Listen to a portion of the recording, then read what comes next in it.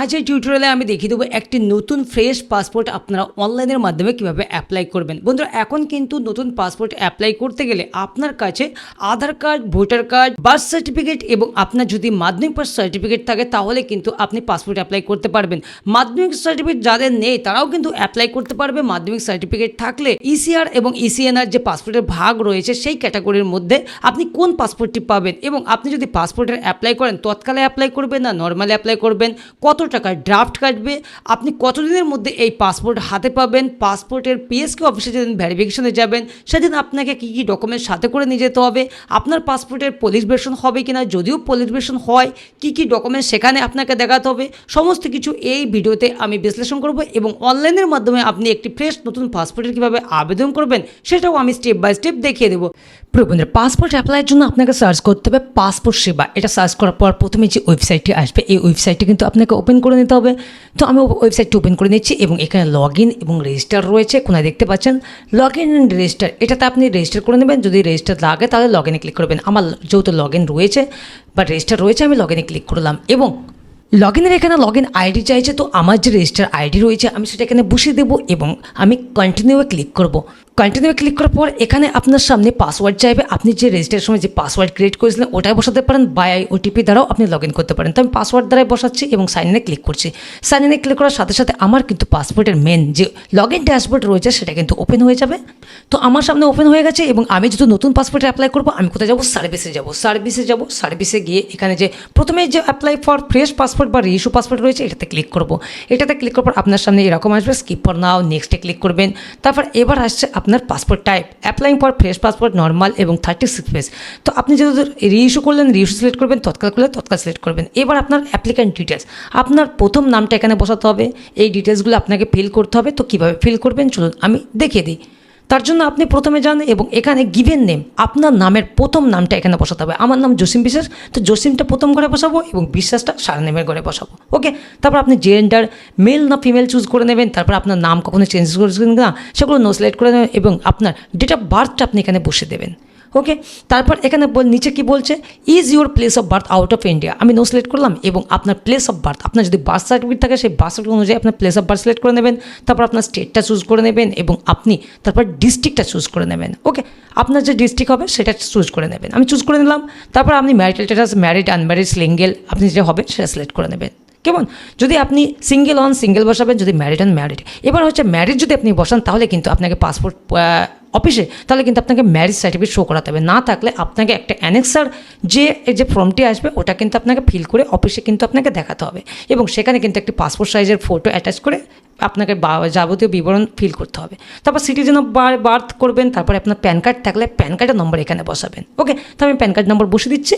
Pan card নম্বর বসানোর পর পাশে চেয়েছে ভোটার আইডি ইফ অ্যাভেলেবল, যদিও ইফ অ্যাভেলেবল বলেছে তবুও কিন্তু আপনাকে ভোটার আইডি নাম্বার এখানে বসাতে হবে। প্যান কার্ডও ইফ অ্যাভেলেবল, বুঝতে পারলেন, তবুও কিন্তু আপনাকে প্যান কার্ড নম্বর থাকলে আপনাকে প্যান কার্ড বসাতে হবে। তো আমি দুটোই বসে দিলাম, ভোটার কার্ড, প্যান কার্ড। তারপর এমপ্লয়মেন্ট টাইপ, আপনি যেটা হবেন সেটা এখান থেকে সিলেক্ট করে নেবেন। আমি সেলফ এমপ্লয়েড আমি চুজ করে নিলাম।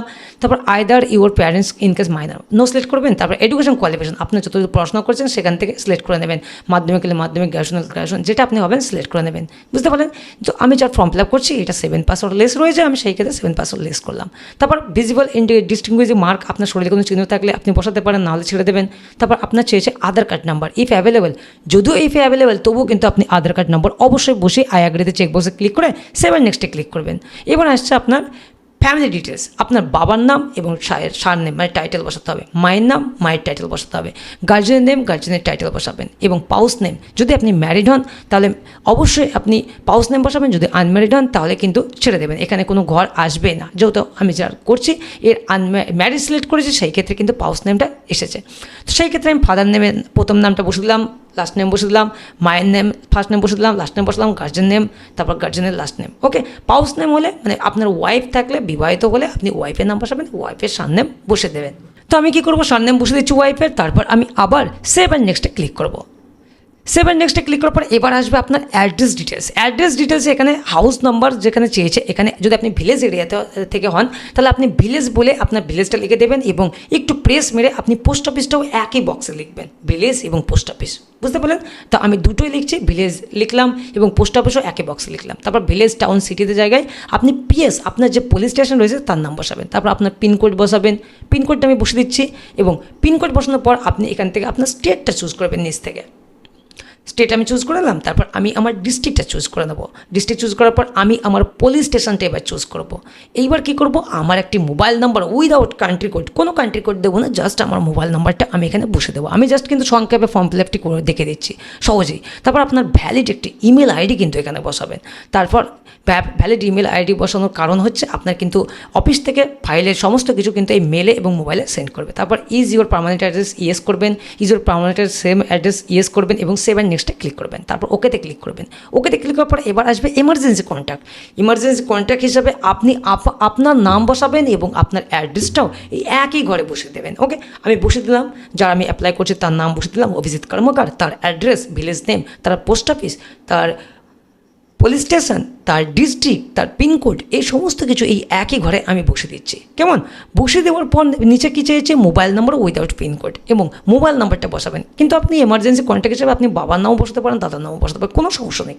তারপর আপনি সেভ অ্যান্ড নেক্সটে ক্লিক করবেন। ইমেল আইডি নট ভ্যালিড, মানে না দিলেও চলবে। তারপর এখান থেকে আপনি সবগুলো নো সিলেক্ট করে আপনি সেভ অ্যান্ড নেক্সটে আবার ক্লিক করবেন, নো সিলেক্ট করবেন। তারপর এখানে বলছে আদার্স ডিটেলস, এখানেও আপনি সবগুলোতে নো টিক করবেন, একটা তো ইউজ করবেন না। এগুলো হচ্ছে আপনার ক্রিমিনাল রেকর্ড বা কোনো রকম কেস রয়েছে কিনা, তার ক্ষেত্রে আপনি সমস্তগুলোতে নো সিলেক্ট করবেন, যেহেতু আপনার নামে কেস নেই। সেভ অ্যান্ড নেক্সটে ক্লিক করবেন। তারপর আপনি কি করবেন, এবার আসুন প্রিভিউ পাসপোর্ট, আপনার পাসপোর্টের হুবহু কপি এখানে উল্লেখ করে দেবে, আপনি দেখে নেবেন। এখানে আপনার নাম, ডেট অফ বার্থ, আপনার বাবার নাম, মায়ের নাম, ওয়াইফ নেম এবং আপনার ভিলেজ সমস্ত কিছু ঠিক আছে কিনা, ঠিক থাকলে চেকবক্সে ক্লিক করে আপনি সেভ অ্যান্ড নেক্সটে ক্লিক করবেন। ওকে, তো সেভ অ্যান্ড নেক্সটে ক্লিক করলাম। এবার আসছে আপনার প্রুফ অফ বার্থ হিসাবে একটা ডকুমেন্ট সিলেক্ট করবেন, birth certificate, driving licence, pan card, যেটা পারেন আপনি সিলেক্ট করে নেবেন। তারপর আপনার অ্যাড্রেস প্রুফ হিসাবে একটা ডকুমেন্ট সিলেক্ট করবেন, আধার কার্ড সিলেক্ট করলাম আমি। তারপর কী করবো, এখানে আমার প্লেস, এই চেকবক্সে ক্লিক করে আমি প্লেসটা বসিয়ে দেবো, প্লেসটা বসিয়ে দিলাম এবং আমি সাবমিটের করার আগে আমি সেভ করে নেবো। সেভ করার পর আমি ওকেতে ক্লিক করব এবং ওকেতে ক্লিক করার পর এটা সেভ হয়ে গেল এবং আমি কি করব, প্রিভিউ ক্লিক করব। একবার দেখে নেবো আমি প্রিভিউ ক্লিক করে সমস্ত ডিটেলস যা যা ইনপুট করলাম সমস্ত ডিটেলস এখানে ঠিক রয়েছে কিনা। যদি আপনার সমস্ত ডিটেলস ঠিক থাকে তাহলে খুব ভালো, যদি না থাকে তাহলে কিন্তু আপনি আবার ব্যাক গিয়ে প্রিভিয়াসে ব্যাক গিয়ে আপনি ঠিক করতে পারবেন। তো ওকে মারলাম এবং আমি সাবমিটে ক্লিক করছি, যেহেতু আমার কোনো ভুল নেই আমি সাবমিটে ক্লিক করলাম। সাবমিটে ক্লিক করার পর এবার আসবে শিডিউল অ্যাপয়েন্টমেন্ট, এটা ক্লিক করবেন এবং এখানে আপনার পিএসকে সিলেক্ট করতে হবে, আপনি কোন অফিসে পাসপোর্টের কেন্দ্র সেবা চুজ করতে চাইছেন। তো আমি আমার নিয়ারেস্টের একটা চুজ করে নিলাম। তারপর এখানে একটু লোডিং নেবে, একটু জাস্ট ওয়েট করবেন। ওয়েট করার পর আপনার সামনে কিন্তু আপনার পিএসকে চলে আসবে, মানে পিএসকে চুজিং চলে আসবে। তারপর আপনাকে ডেট সিলেক্ট করতে হবে এবং এখানে ক্যালেন্ডার থেকে আপনাকে একটা ডেট সিলেক্ট করতে হবে। আমি পিএসকে তো সিলেক্ট করে নিয়েছি উপরে। তারপর এখানে ক্যালেন্ডার রয়েছে, এই ক্যালেন্ডার থেকে আমি ডেট সিলেক্ট করবো এবং যেগুলো আমি দেখব সবুজ রয়েছে নেক্সটে যাব এবং এখানে দেখব এই কটা ঘর কিন্তু এই যে সবুজ হয়ে আছে না, এর যে কোনো একটা ডেট আমি নিতে পারবো। এর মধ্যে যে কোনো একটা ডেট আপনার পছন্দ মতো আপনি চুজ করে নেবেন। তো আমি চুজ করে নিলাম এবং মেক পেমেন্টে ক্লিক করবো, ওকেতে ক্লিক করবো। ওকেতে ক্লিক করার পর আমার সামনে আবার এরকম অপশন আসবে এবং আমি নিচে পে নাও ক্লিক করবো। 2500 টাকা কিন্তু পেমেন্ট করতে হবে। আমি নর্মাল পাসপোর্ট অ্যাপ্লাই করছি, তৎকাল না, তৎকাল হলে আমার 5000 টাকা পেমেন্ট করতে হতো।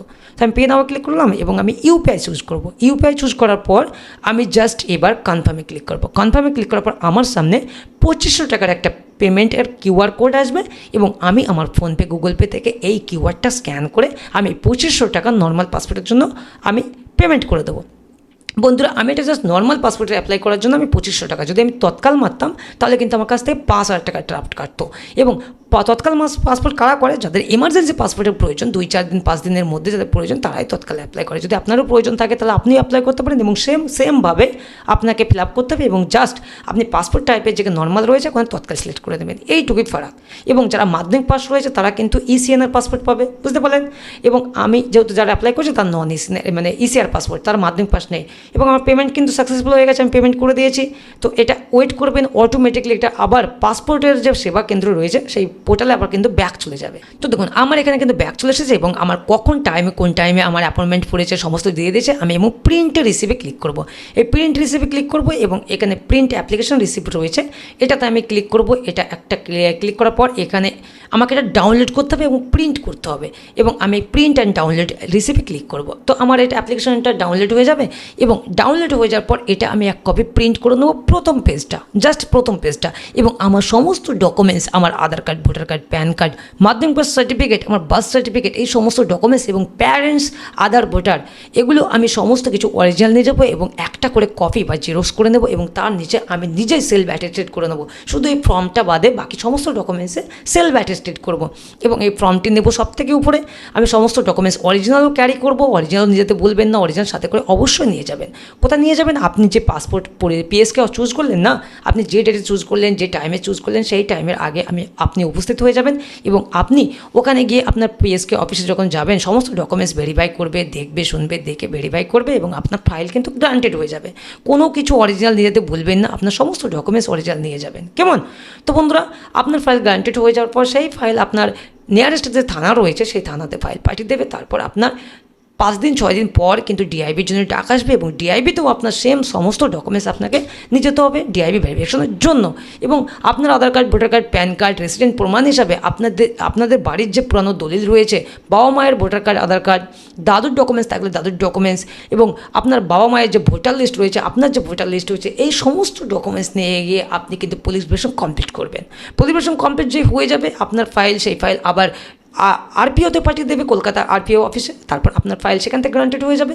তারপর আপনার কিছুদিনের মধ্যেই আপনার পাসপোর্ট বাই পোস্টের মাধ্যমে স্পিড পোস্টে ছেড়ে দেবে এবং আপনি বাড়িতে বসে কিন্তু পাসপোর্ট পেয়ে যাবেন। তো বন্ধুরা, তৎকালে অ্যাপ্লাই করো না নর্মালে, আপনাকে কিন্তু পুলিশ ভেরিফিকেশন করতে হবে। তৎকালে কী হয়, আপনি পাসপোর্ট আগে পেয়ে যান, 2-4 দিন অ্যাপ্লাই করার কিছুদিন পরেই কিন্তু আপনি অফিস করলেন, অফিস করার 2-4 দিনের মধ্যেই আপনি পাসপোর্ট পেয়ে যাবেন। তবুও কিন্তু আপনাকে পুলিশ ভেরিফিকেশন করাতে হবে পরেও, পাসপোর্ট পাওয়ার পরেও। বুঝতে পারলেন বন্ধুরা? তো বন্ধুরা, এই ছিল আজকের ভিডিও। আমি শর্টে বুঝে দিলাম কীভাবে আপনার অনলাইনে রিনিউ পাসওয়ার্ড নতুন পাসপোর্টের অ্যাপ্লাই করবেন। তো খুব সহজ, সেম দেখলেন কীভাবে অ্যাপ্লাই করতে হয়, কী কী ডিটেলস আপনাকে ইনপুট করতে হবে, কী কী ডকুমেন্টস আপনাকে নিয়ে যেতে হবে সাথে করে ডিআইবির সময়, বা আপনার আরপিওতে কী কী ভেরিফিকেশনের জন্য নিয়ে যেতে হবে, সমস্ত কিছু বললাম বন্ধুরা। তো বন্ধুরা, আমার ভিডিও যদি ভালো লাগে বা ইনফরমেটিভ মনে হয় অবশ্যই আমার চ্যানেলটিকে সাবস্ক্রাইব করবেন, ভিডিও লাইক শেয়ার করবেন। ভালো থাকবেন, সুস্থ থাকবেন।